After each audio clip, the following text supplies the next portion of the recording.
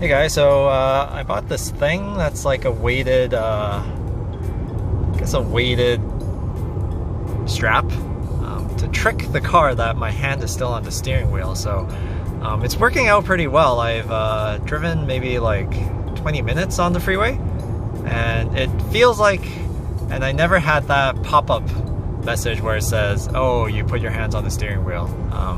So it's pretty good. It actually works. I think this is 400 grams, so if you are in the lookout, you can trick the car into thinking your hand is on the steering wheel. So it's basically really, you can relax on the freeway, and it's actually like an autopilot.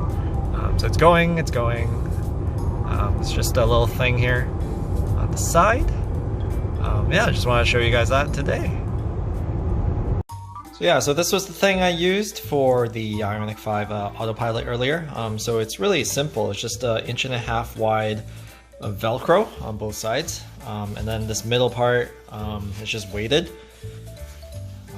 So it's a little spandexy kind of material. Now I can't find it online anywhere. It's just given by a friend, but apparently this is from China, so maybe there's some alternative products like that. It's about 8.5 inches of total length, and it weighs about 400 grams.